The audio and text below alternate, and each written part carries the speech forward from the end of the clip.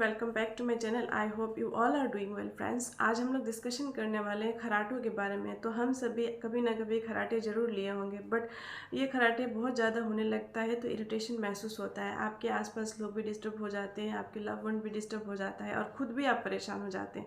तो चलिए जानते हैं खराटों के बारे में। क्यों होता है खराटे, स्नोरिंग क्यों होता है।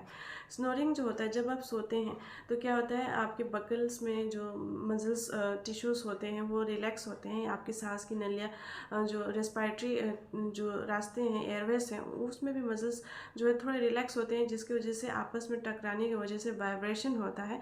तो उसमें कुछ साउंड डेवलप करता है जो है टकराने की वजह से। तो वो साउंड सॉफ्ट भी हो सकता है और बहुत ही अनप्लीजेंट भी हो सकता है, मतलब इरिटेशन वाला। तो कभी कभी इसमें कुछ कॉजेज़ होते हैं जो कि बहुत ही ज़्यादा प्रॉब्लम क्रिएट करता है। जनरली मेंस में ज़्यादा देखने को मिलते हैं और कुछ कॉम्प्लिकेशन हो सकता है। सब में कॉम्प्लिकेशन नहीं होता है, बट किसी किसी में हो सकता है, जैसे कि डायबिटिक के पेशेंट या हाई ब्लड प्रेशर के पेशेंट हो। कॉम्प्लिकेशन क्या हो सकता है, जैसे कि ऑब्स्ट्रक्टिव स्लीप एपनिया, जिसमें क्या होता है रुक रुक के आपकी सांस लेते हैं नींद में। थोड़े सेकंड के लिए सांस रुक जाता है, फिर अपनी सांस लेते हैं। तो वो ऑब्स्ट्रक्टिव स्लीप एपनिया के बारे में, स्लीप एपनिया में मेरे वीडियो से मेरे चैनल पर जाएंगे तो मिल जाएगा। तो ये कॉम्प्लिकेशन हो सकता है, सब में नहीं बट किसी किसी में। इसको हमें कंसर्न में ज़रूर लेना चाहिए।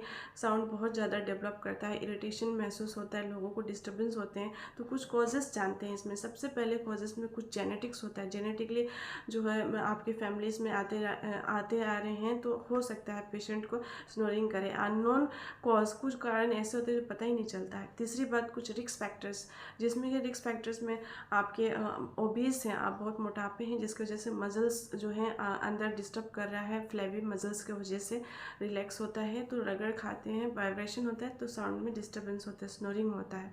अल्कोहलिक पेशेंट है या फिर स्मोकिंग करता है या फिर मेडिकेशन बहुत लंबे समय से कोई टाइप की दवा खा रहे हैं, जिसकी वजह से भी प्रॉब्लम हो सकती है। साथ ही साथ प्रेगनेंसी में भी हो सकता है, या फिर आप बैक पे सोते हैं, आपके पीठ के बल खरा मतलब सोते हैं, स्ट्रेट लेटते हैं, तभी भी खराटे हो सकते हैं।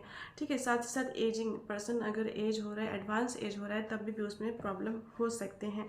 अब जानते हैं इसमें, अगर आपके नाक के हड्डियों में कुछ प्रॉब्लम है, नेजल सेप्टम डेविएशन है, तभी भी स्नोरिंग हो सकते हैं नाक के हड्डियों में। या स्ट्रक्चरल डिस्टर्बेंस है, यानी कि आपके एयरवेज में जो है स्ट्रक्चरल प्रॉब्लम है, तभी भी हो सकते हैं। साथ ही साथ नाक में कुछ मस्से बन गए हैं, जिसकी वजह से भी प्रॉब्लम स्नोरिंग हो सकता है, डिफॉर्मेटिस के वजह से। अब इसमें जो है सिम्टम्स क्या होंगे। सिम्टम्स, आप नाक में रात में बहुत ज़्यादा स्नोरिंग होगा और सुबह जब आप उठेंगे तो हेडेक होगा, ड्रोजीनेस महसूस होगा। रात में आप बार आपकी नींद खुल जाती होगी और रात में फ्रिक्वेंट यूरिनेशन भी हो सकता है। इसके डायग्नोसिस क्या करेंगे, जैसे कि आप कैसे जानेंगे, तो मेडिकल हिस्ट्रीज पता करेंगे। आपके अटेंडेंट जो भी आपके साथ आएंगे डॉक्टर के पास, उनसे पूछेंगे क्या ये बहुत ज़्यादा खराटे लेते हैं, या फिर उनके रात में नींद बार खुल जाते हैं, या उनको सांस लेने में दिक्कत तो नहीं होते हैं। और साथ ही साथ जो है उनके हम लोग डायग्नोसिस करेंगे, MRI CT स्कैन वगैरह देखेंगे कि नाक में कुछ टिश्यूज़ डिस्टर्बेंस तो नहीं है। और साथ ही साथ इसमें कुछ डायग्नोसिस होते हैं और कुछ प्रिवेंशन होते हैं, और इसके होम्योपैथिक सॉल्यूशन। ट्रीटमेंट में जो होते हैं, CPAP नाम का एक ट्रीटमेंट आता है, जिसमें कि देखा जाता है पर्सन का जो CPAP नाम का जो ट्रीटमेंट है, जिसमें पेशेंट को जो है सांस लेने में दिक्कत ना हो, मैकेनिकली हेल्प किया जाता है। और साथ ही साथ इसमें डायग्नोसिस में जो है पोलिगोसोमनोग्राफी करके जो होता है, जिसमें क्या होता है एनालिसिस किया जाता है। जब वो सोता है तब उसके स्लीप को देखा जाता है कि क्या उसका स्लीप है।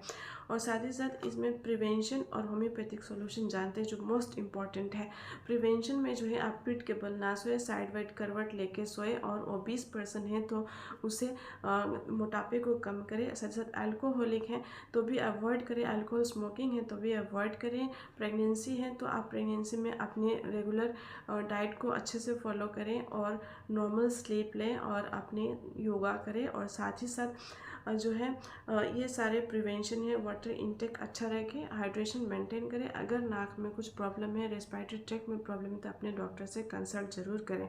होम्योपैथिक सॉल्यूशन जानते हैं, तो सबसे पहले मेडिसिन की बात करें, ओपियम बहुत ही इफेक्टिव है। जब पर्सन बहुत ही गहरी नींद में सोता है और इतने तेज से खराटे लेता है तो बहुत ही इफेक्टिव है। 200 पोटेंसी में मैं यूजुअली देती हूँ। डिपेंड करता है डॉक्टर कौन सा पोटेंसी दे रहा है, आपके केस पर डिपेंड करता है, उसके लक्षण पे डिपेंड करता है।